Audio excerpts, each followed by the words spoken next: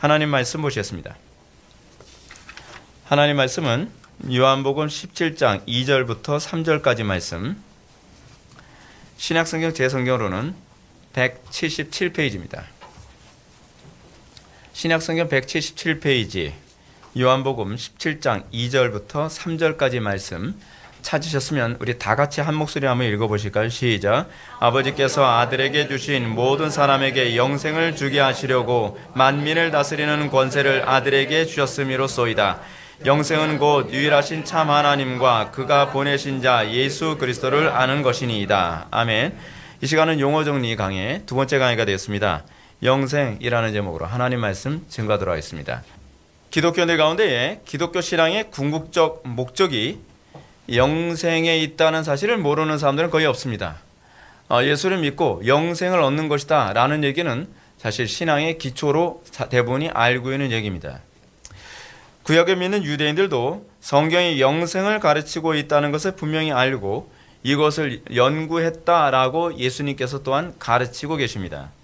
요한복음 5장 39절이 그 말씀이죠. 너희가 성경에서 영생을 얻는 줄 생각하고 성경을 연구하거니와 이 성경이 곧 내게 대하여 증언하는 것이니라.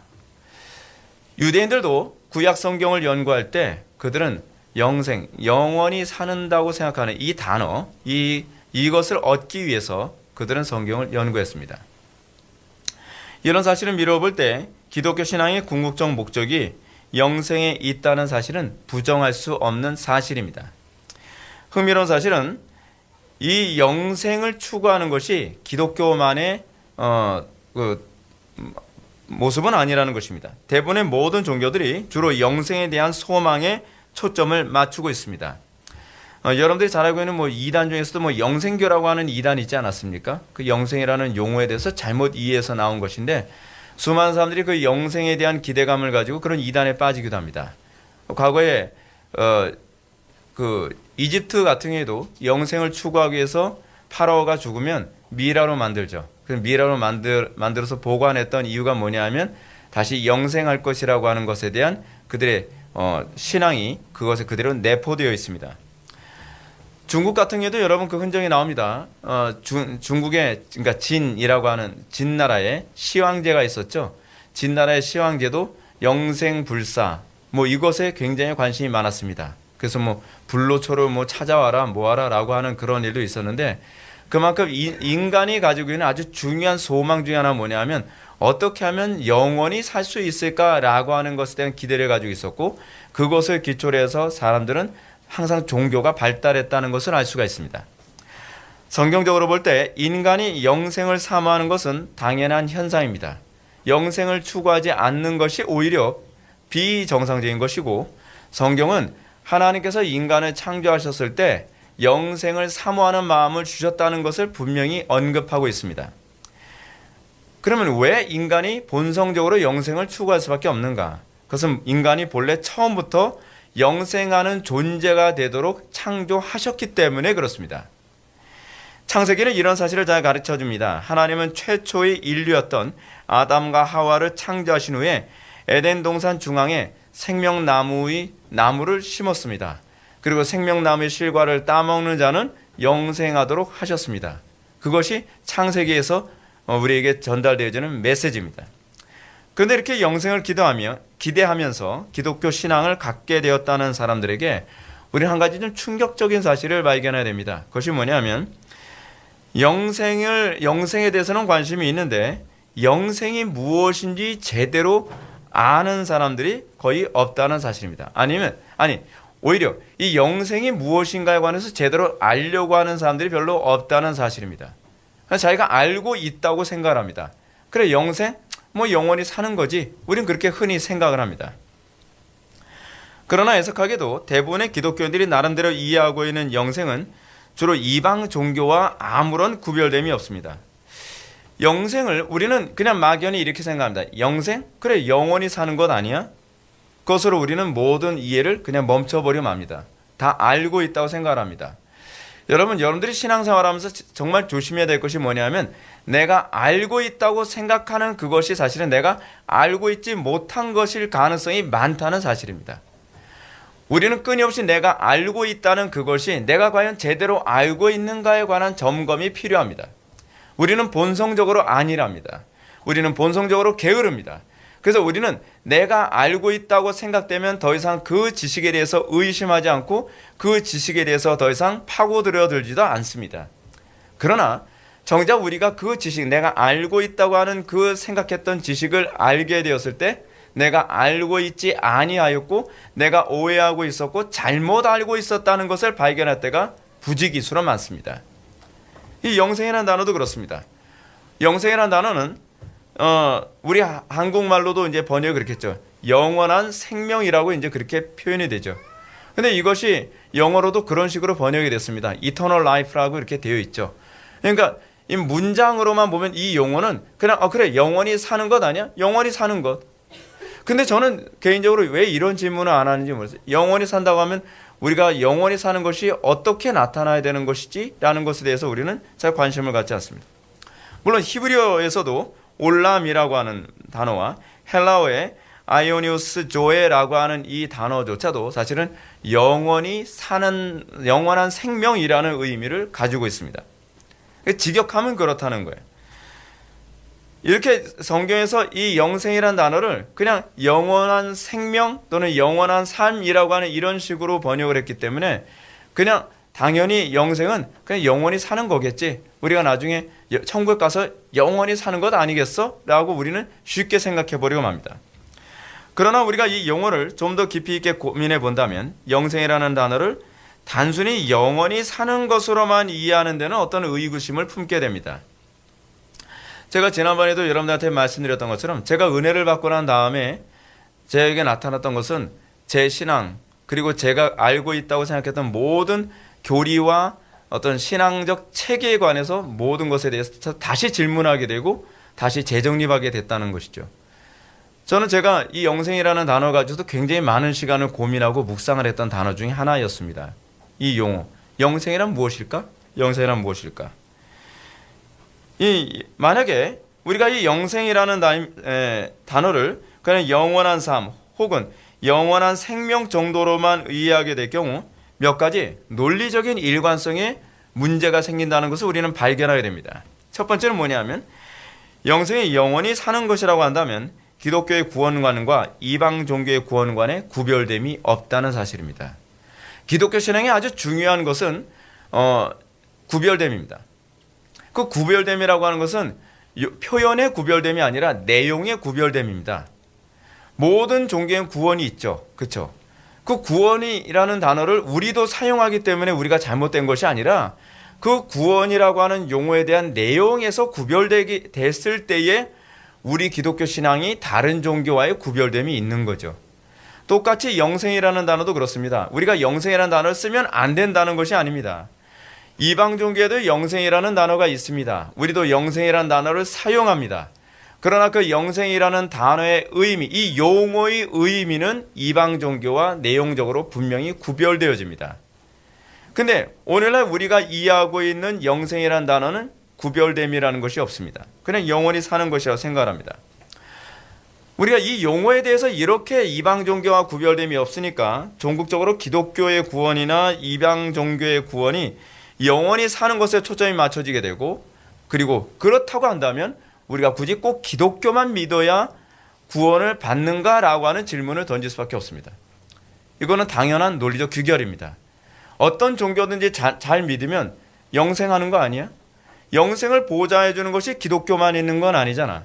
그렇다면 우리가 굳이 꼭 기독교만이라고 얘기하는 것은 기독교의 독선이다라고 공격하는 것이 오늘날 세상 사람들이 기독교를 공격하는 논리적 근거입니다.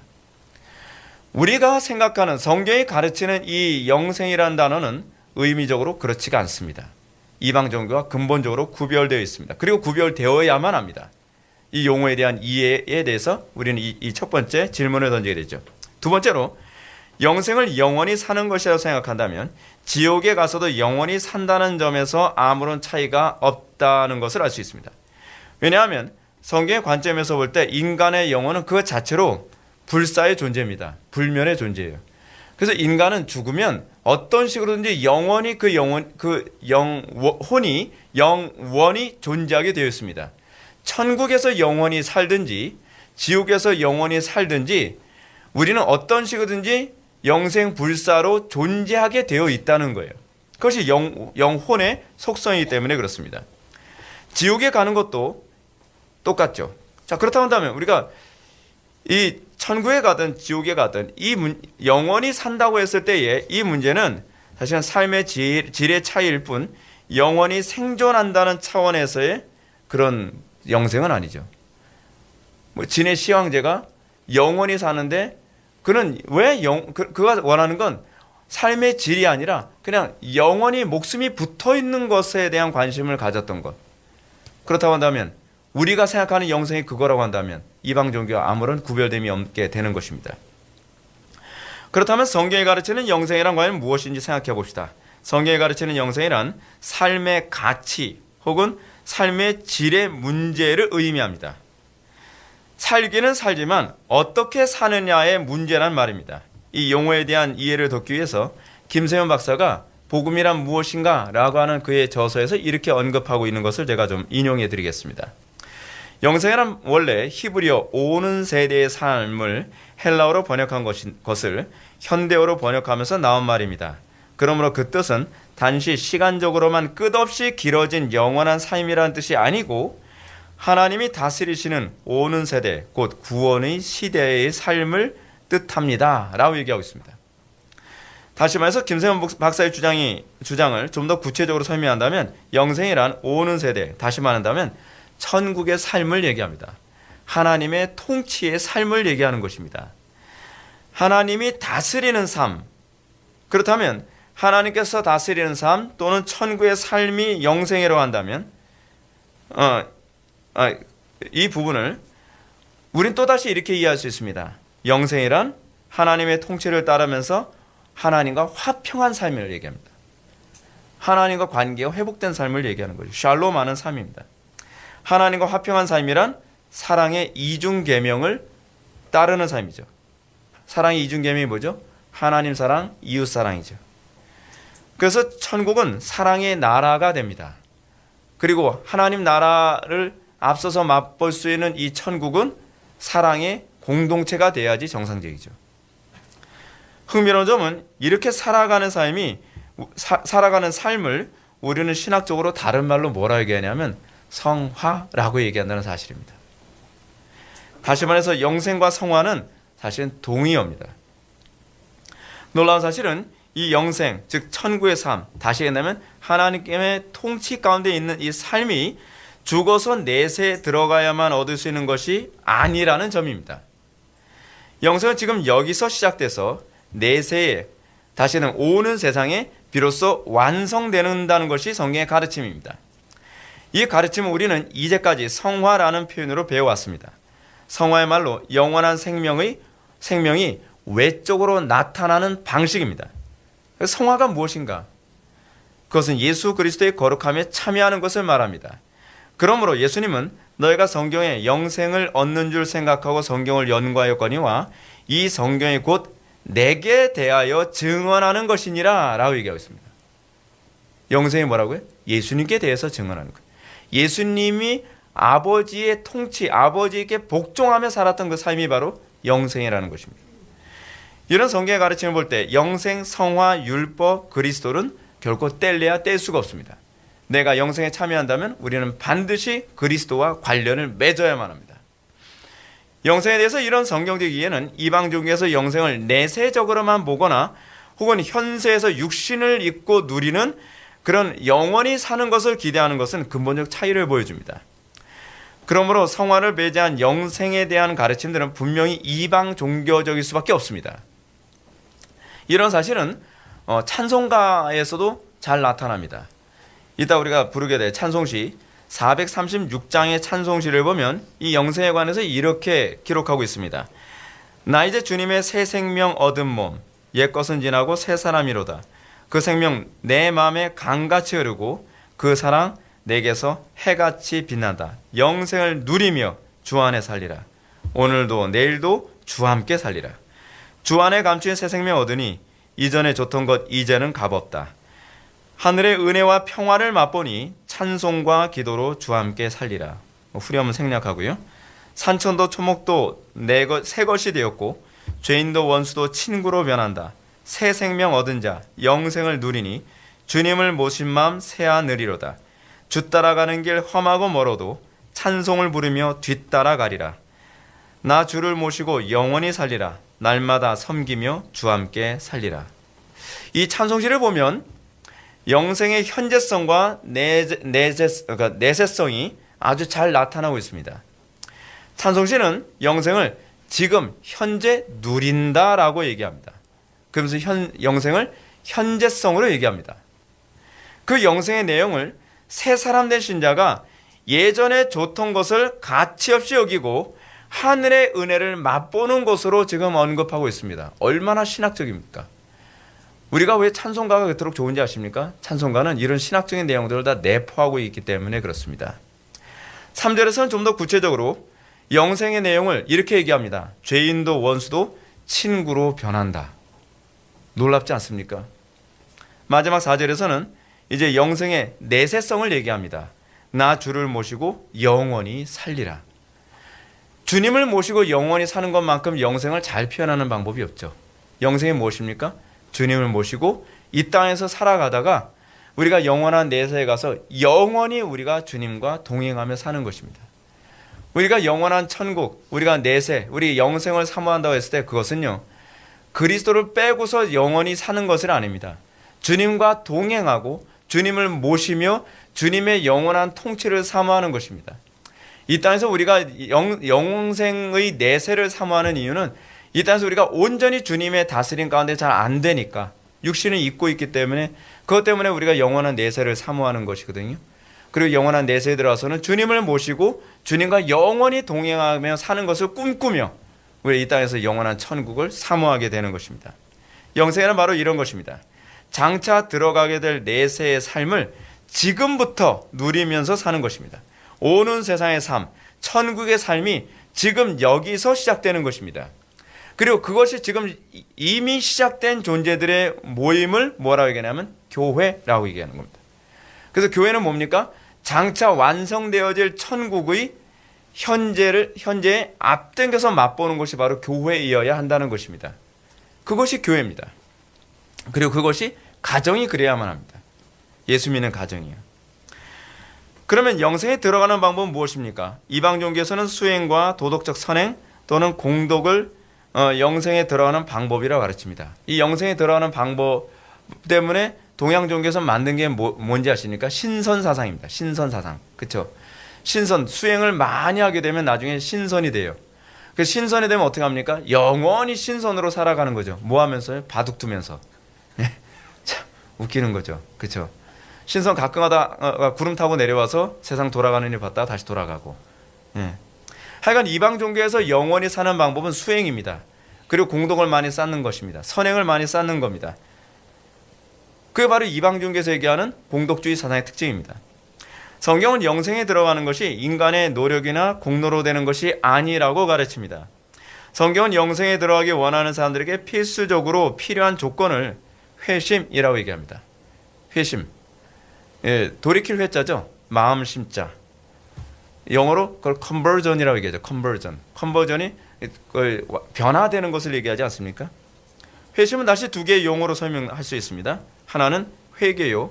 그리고 또 하나는 믿음입니다. 그러니까 회심하게 되면 회개와 믿음이라고 얘기하는 것이 교리적으로 얘기하는 체계입니다. 영생에 들어가기 위해서 회개가 필수적으로 필요하다는 사실을 예수님은 세례 요한이 선포해서 아주 명확하게 잘 보여주고 있습니다. 회개하라 천국이 가까이 왔느니라. 회개해야만 영생에 들어간다는 얘기입니다. 이 표현이요. 회개해야만 천국의 삶에 참여한다는 얘기입니다. 언제요? 지금. Now and here. 지금 여기에서 영생에 참여한다는 것입니다. 그래서 현재형으로 얘기하고 있죠. 회개하라 천국이 가까이 왔느니라. 즉 천국, 영생에 들어가려면 회개해야 된다는 말입니다. 회개 없이 천국에 들어갈 수 있는 길은 전혀 없습니다. 그리고 여기서 회개하는 자가 천국에 지금 들어간다고 얘기합니다. 근데 이 부분만 보면 여러분 영생에 들어가는데 믿음이 굳이 꼭 필요할 것 같지 않죠. 회개만 하면 되는 거 아니에요? 회개를 우린 자꾸 뭐하고 연결을 시키죠? 공로사상, 그렇죠? 또는 선행, 이것과 연결을 하죠.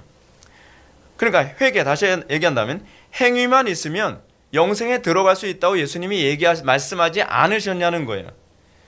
굳이 믿음이 필요해 보이지 않습니다. 그렇다면 왜 믿음이 필요하다고 하시는가? 왜 우리는 컨버전, 이 회심에 꼭 회개와 믿음이라고 얘기하는가? 그 이유는 하나님께서 요구하시는 회개의 성격 때문에 그렇습니다. 즉 영생에 들어가는 회개는 하나님께서 인정하는 수준이어야만 하기 때문에 그래요. 그러니까 내가 주관적으로 회개했으니까 천국에 들어가겠지, 내가 주관적으로 회개했으니까 내가 영생에 참여하겠지, 영생을 받은 거겠지 라고 생각하지 말라는 거예요. 하나님께서 요구하는 그 수준에 우리가 오버랩되는 그 회개를 하지 않으면 우리에겐 영생이 없어요. 이 수준의 회개는 믿음이 아니고서는 불가능한 회개입니다. 그러면 믿음이 아니면 불가능한 회개는 무엇인지 이해하기 위해서 예수님께서 요구하신 회개의 수준을 한번 들어봅시다. 예수님께서는 막연하게 회개하라 라고만 말씀하신 것이 아니라 그 회개가 이런 회개야 라는 것도 우리들에게 말씀해 주셨습니다. 마태복음 18장 8절에 보면 예수님은 만일 내 손이나 내 발이 너를 범죄하게 하거든 찍어내버리라. 장애인이나 다리 저는 자로 영생에 들어가는 것이 두 손과 발을 가지고 영원한 불에 던져지는 것보다 나으니라 라고 말씀하셨습니다. 과연 이 정도의 회개를 할 수 있는 사람이 어디 있겠습니까? 만일 독한 사람이라면 이 정도 회개가 가능할 거로 생각할 사람이 있지 않겠습니까? 어떤 사람은 이렇게 생각합니다. 어떤 사람은 도박 끊기 위해서 자기 손목을 자기 손으로 자른 사람도 있는데 그럼 그 사람 회개한 거 아닌가요? 그걸 얘기하는 게 아니에요. 만약에 여러분들이 성경에 얘기하는 이 회개를 문자적으로 이해한다면 여기에 정상적인 사람은 회개 안 한 사람이에요. 네. 여기 눈이 하나 빠져 있든지 손모가지가 잘라 있든지 뭐 그렇지 않으면 하여간 장애인 상태가 다 있어야 돼요. 완전 불구자들의 모임이 돼야 되는 거예요. 근데 실제로 여러분 하나님의 백성들은 영적인 세상 사람들이 봤을 땐 영적인 불구자처럼 살아가는 존재들이에요. 그렇지 않습니까? 세상 사람들처럼 돈이나 명예를 바라보지 않고 그거 포기하고 살아가는 사람들이에요. 세상 사람들처럼 세상의 쾌락과 향락 바라보지 않고 그거 잘라내고 살아가는 사람들이죠. 그래서 세상 사람들이 그리스도인을 보면 뭐라 얘기합니까? 무슨 재미로 살아? 너희들은 어떻게 그렇게 살 수 있어? 라고 얘기한단 말이죠. 이건 독하게 우리의 육신의 부분을 어떻게 잘라내야 된다라고 하는 것을 얘기하는 것이 아닙니다. 그렇다면 경건한 이 회개를 우리가 이해하기 위해서 우리는 부자 청년에 관한 얘기를 또 살펴봐야만 합니다. 독하다고 해서 이 회개할 수 있는 것이 아니라는 겁니다. 우리 결단의 문제가 아니라는 겁니다. 성경에 보면 부자 청년, 다시 얘기하면 누가복음에서는 경건한 관리로 이렇게 표현하고 있습니다. 이 청년이 이 관리가 예수님께 이런 질문합니다. 선생님이여, 내가 무슨 선한 일을 하여야 영생을 얻으리까? 라고 질문합니다. 이 질문에 예수님께서 하신 답변을 보면 우리가 영생에 들어가는 회개란 이런 것이구나 라고 생각이 달라지게 될 것입니다. 예수님은 이 경건한 관리 질문에 대해서 처음엔 율법을 다 지켜야 된다라고 율법을 얘기하셨습니다. 그랬더니 이 청년이 뭐라 얘기합니까? 다 지켰습니다. 이건 어렸을 때부터 저 부모 잘 만나서요. 어렸을 때부터 잘 지켰습니다. 라고 얘기합니다. 그러니까 이 질문을 들으신 예수님은 그 관리에게 또 하나의 명령을 주십니다. 그래서 뭔가 앞에 덧붙죠. 네가 온전하고자 할진대 라고 하는 말이 앞에 덧붙고 그리고 나서 예수님이 이런 말씀하십니다. 내게 있는 것을 다 팔아 가난한 자들에게 나눠주라. 이 명령을 들은 경건한 관원은, 이 부자 청년은 자기가 큰 부자이므로 결국 심히 근심하며 주님의 곁을 떠났다고 말합니다.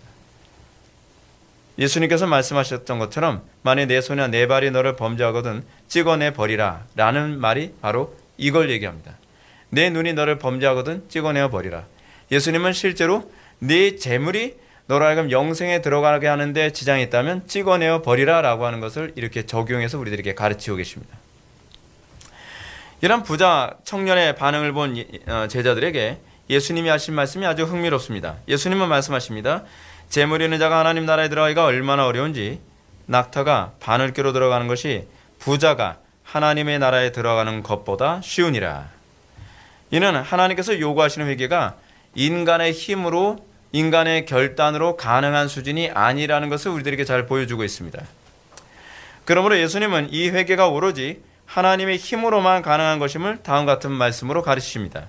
무릇 사람이 할 수 없는 것을 하나님은 할 수 있느니라.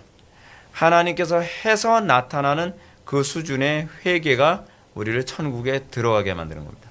우리로 하여금 영생에 참여하게 만드는 것입니다. 이런 회개를 모른다고 한다면 그 사람은 아직 진정하게 회개해 본 적이 없는 것입니다. 이런 회개를 모른다고 한다면 그런 진정으로 예수를 믿어본 적이 없는 것입니다. 이는 하나님 나라, 즉 영생에 들어가는 회개가 오로지 믿음으로만 가능하다는 사실을 천명한 것입니다. 영생에 들어가는 것은 오직 은혜의 영역이라는 말씀입니다.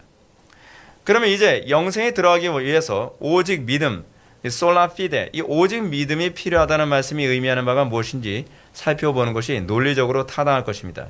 이 사실은 요한복음 17장 2절부터 3절 말씀이 우리들에게 잘 얘기해 줍니다. 오늘 본문입니다. 아버지께서 아들에게 주신 모든 사람에게 영생을 주게 하시려고 만민을 다스리는 권세를 아들에게 주셨음이로소이다. 영생은 곧 유일하신 참 하나님과 그가 보내신 자 예수 그리스도를 아는 것이니이다. 예수님은 영생을 유일하신 참 하나님과 그의 보내신 자 예수 그리스도를 아는 것이라고 지금 정의하셨습니다. 그래서 아는 것이라고 번역된 헬라어 기노스코는 단순히 그냥 지적으로 아는 것을 의미하는 단어가 아닙니다. 이 단어는 부부가 한 몸을 이루는 것을 의미할 때 사용하는 단어로서 주로 동침하다라는 의미로 주로 이렇게 번역되는 단어이기도 합니다.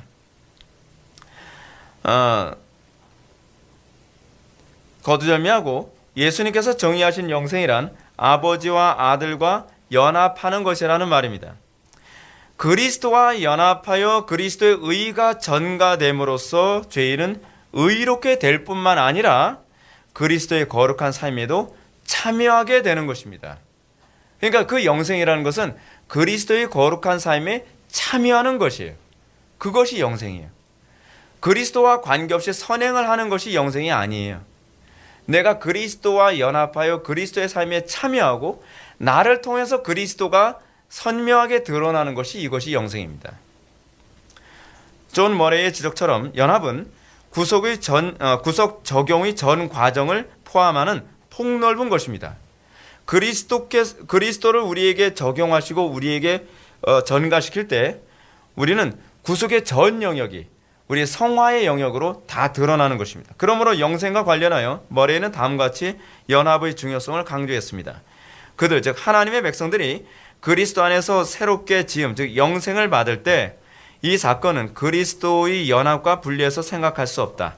이 새 생명 즉 영생은 그리스도 안에서 그 기원을 가질 뿐 아니라 역시 동일한 관계에서 그의 생활이 계속되는 것이다. 그렇죠. 영생이란 그리스도와 연합하여 그리스도의 생활이 우리에게서 계속되는 것을 얘기합니다. 그것이 영생입니다. 그리스도의 삶이 우리를 통해서 계속되는 건 뭘 얘기한 거죠? 우리를 통해서 우리가 피스메이커로 살아가는 것. 너희가 피스메이커, 너희들이 화평케 하는 자가 되면 하나님의 아들이라 일컬음을 받을 것이다. 내가 가는 곳마다 사람들이 행복해지고 내가 가는 곳마다 하나님의 영광이 드러나고 그것이 그리스도의 삶이 아니었나요? 이것을 가능하게 하는 것이 의지가 아니라 믿음입니다. 믿음에 대한 용어에서 제가 잘 언급한 것처럼 믿음은 인간의 의지 행동이 아닙니다. 믿음은 결단력을 의미하는 것이 아닙니다. 믿음은 신자가 그리스도와 전인격적으로 연합되도록 사용되는 예수님의 수단입니다. 믿음이란 우리의 삶이 그리스도의 삶에 참여하게 되는 것을 얘기합니다. 우리가 그리스도의 삶에 참여하는 것을 우리는 영생이라고 얘기합니다. 영생이 나타난다고 얘기합니다. 성령께서 사용하시는 이 믿음이라는 수단을 통해서 성도는 그리스도와 연합하여 사람으로는 불가능하고 하나님만 가능한 삶, 이 영생의 삶이죠. 이 영생의 삶을 살게 됩니다. 그러므로 믿음이 아니고서는 사개오처럼 결코 참되게 회개할 수 없습니다. 성령께서 신자에게 믿음을 주실 때 신자는 비로소 천국에서 누리게 될 영생을 현세에 미리 앞당겨서 누리게 하십니다. 다시 얘기한다면 그리스도의 삶에 참여하는 것을 지금 미리 앞당겨서 누리게 하심으로 내가 영생에 참여한 존재인 것을 알게 하십니다. 그래서 우리는 뭐라고 하죠? 표징이라고 얘기합니다. 내가 하나님의 언약에 참여한 존재라는 것을 이 영생이 표징으로 우리에게 주어지는 것입니다. 그래서 제가 지난 표징에 관해서 강의했던 것처럼 성화는 곧 표징입니다. 그 성화가 나타나는 방식을 우린 또다시 뭐라고 얘기하냐면 바로 그리스도의 삶에 참여하는 영생이라는 사실입니다. 그래서 이것을 성령의 보증이라고 얘기하고 저가 또한 우리에게 인치시고 보증으로 성령 우리의 마음에 주셨느니라. 우리 속에 주셨다고 얘기하지 않고 우리의 마음에 주셨다고 얘기합니다. 흥미롭죠? 그것은 우리의 마음이 이제는 하나님을 사랑하고 이웃을 사랑하는 그 그리스도의 삶에 우리가 참여하여 그 삶이 드러나는 것, 그리고 그것이 바로 영생이라는 것을 우리들에게 가르치고 있는 것입니다. 기도하시겠습니다. 사랑이 많으신 하나님, 우리가 오늘 이 시간 영생이라는 용어를 살펴보았습니다. 우리가 이 영생이 우리 삶에 나타나는지를 다시 한번 묵상하게 하여 주시고 날마다 이 영생을 누리며 사는 삶을 우리가 살아갈 수 있도록 은혜 베풀어 주옵소서. 예수님의 거룩하신 이름으로 기도드립니다. 아멘.